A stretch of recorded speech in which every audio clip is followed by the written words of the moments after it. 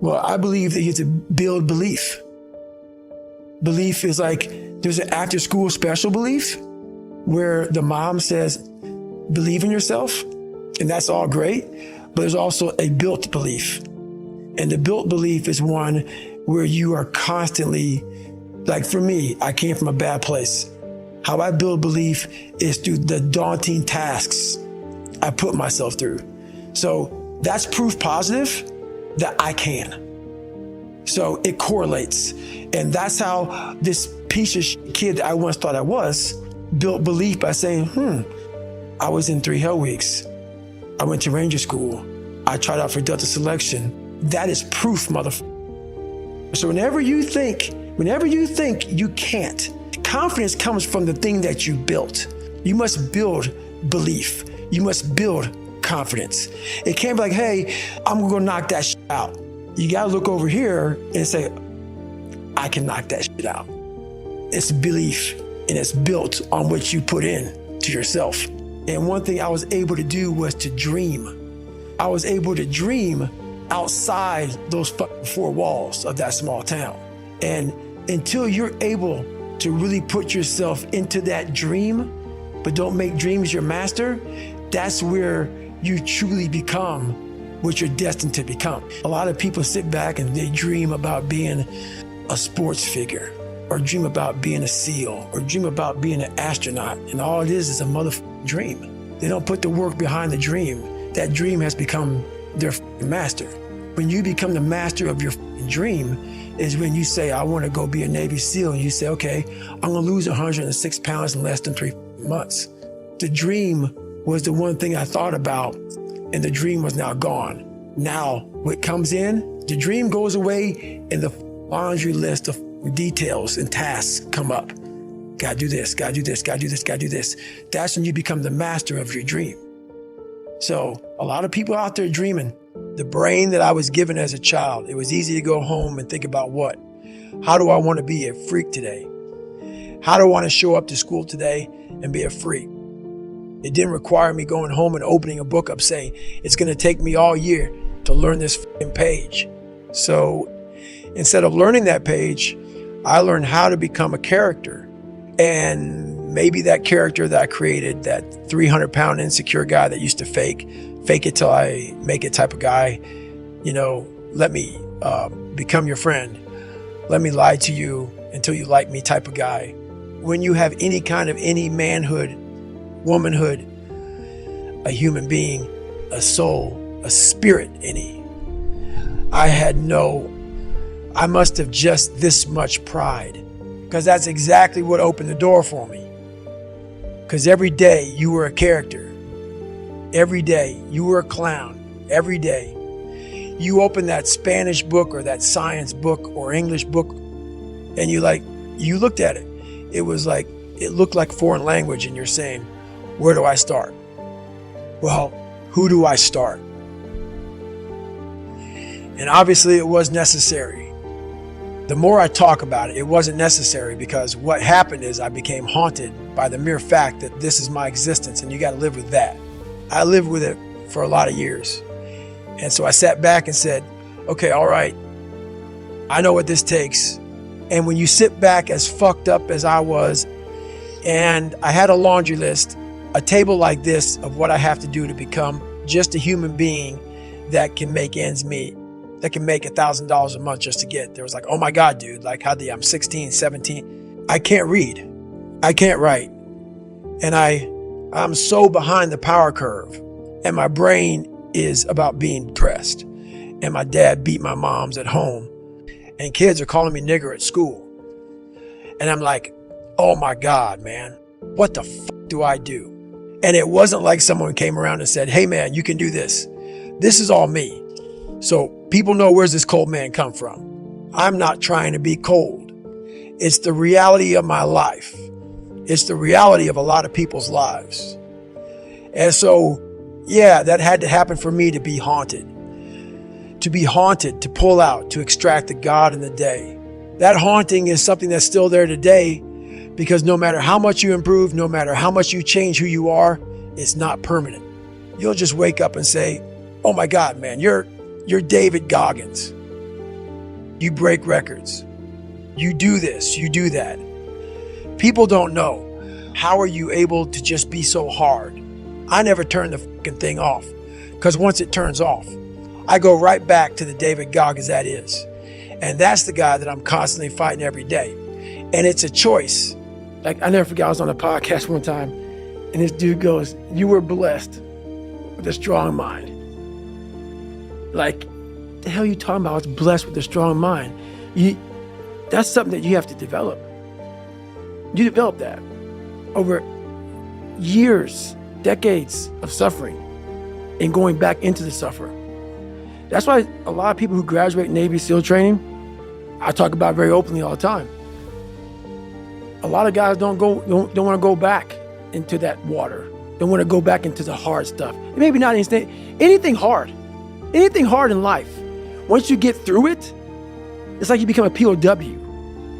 Like, how many POWs want to go back to POW camp? None. When something sucks so bad in life, this is on this that we're talking about now, very few people want to go back. They're happy they graduated. I realized I'm the same way. I don't want to go back. I have to go back. I must go back, because that is exactly where all the knowledge of my life exists, was back there, and what you're talking about. Well, I didn't know anything about this, but how I grew a will was constantly doing these things. To now, it's just life. I wake up, while it still sucks, it's just life. You don't sit back and like, oh my God, like, I have days I don't want to do it, but I know I'm going to do it. I know from years of just doing it. So that's beautiful. And this is why I came on here with you today. And I'm glad that you're talking about this, because human beings need to hear this. They need to stop hearing these hacks on this and that. There's no fucking hack, bro. There's no fucking hack. Yeah, you may this and that and saunas and all this shit it's great. There is no fucking life hack. To grow that thing, how do you grow it? Do it and do it and do it and do it. That's the hack. The hack is gonna fucking suck. And that's what I realized. Life, that's why I wanted to come on here today. I didn't want to come on here and talk about no fucking passion and purpose and how to get the fuck out of bed and how to hit a fucking alarm clock and all this catchphrase bullshit. Because that wasn't how I lived. I woke up like every human being does and goes, fuck, man, I'm a fucking piece of shit today. How the hell is this going to work out for me? And you fight that. You don't override it. There's no override button. It's the conversation in your head. So how do you do that? We don't have enough of these conversations about the real conversation that every human being is having. And they have no idea how to get out of it, but they do. It's that shit right there, man. You gotta build your will. The road to success is rarely a straight line. For me, it's always been more like a maze. Many times when I thought I'd finally cracked the code, had it all figured out, and found the straight path to certain victory, I hit a wall or got spun into a turnaround. When that happens, we have two choices. We can stay stuck or regroup, back up, and try again. That's where evolution begins. Hitting those walls time and again will harden and streamline you. Having to back up and formulate a new plan without any assurances it will ever pan out will tune your say up and develop your problem. Solving skills and your endurance. It will force you to adapt. When that happens, hundreds of times over the course of many years, it is physically exhausting and mentally draining, and it becomes damn near impossible to believe in yourself or your future. A lot of people abandon belief at that point. They swirl in the eddies of comfort or regret, perhaps claim their victimhood, and stop looking for their way out of the maze. Others keep believing and find a way out, but hope to never slip into a trap like that ever again. And those skills they'd honed and developed wither. They lose their edge. I am always on the hunt for another twisted pretzel of a maze to get lost in, because that's where I find myself. The smooth road to success is of no use to savages like me. That may sound ideal, but it won't test us. It doesn't demand belief, so it will never make us great. We all build belief in different ways.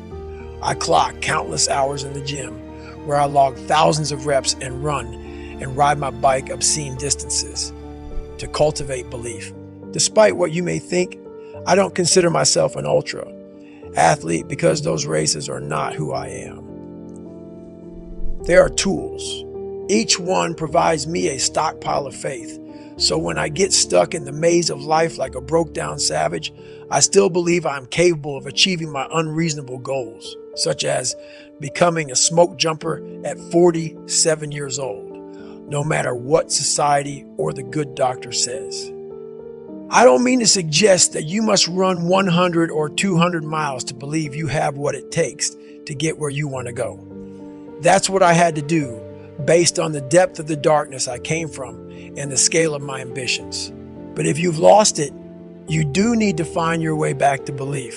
Whatever it takes for you to believe that you're better than good enough to achieve your dreams is what you must do. And remember, your greatness is not tied to any outcome. It is found in the valiance of the attempt. So you got to make sure that you constantly are rewriting your book. You have to constantly rewrite your book every day of your life. You know, and these aren't just words I say. This is how I have to live. Like, these are conversations I have with myself. And I say it everywhere I go. The most important conversation when you have with yourself. Yes. You live with it every single day. But most of our conversations are not the right ones. They're not the ones that are going to push us to the place we need to go. They're the ones that are going to keep us sitting in that toxic environment that you've helped create and everybody else helped create, and you just live in it. You live in that muck, and that conversation just plays in your head, and that becomes you. So my first conversation when I was absolutely nobody, and that's one thing you have to say. We live in a world now that's so kind. We find the kind way around everything. Like, if you don't look good, I have to find a kind way of saying, I don't like your shirt. Right. That's not the approach. The approach you have to take, at least I took. You take whatever approach you want. The conversation had to be a real, honest conversation in the accountability mirror of, guess what? I was fat. Don't find a kind word to say that, you know what? I've gained some weight. No, you're fat.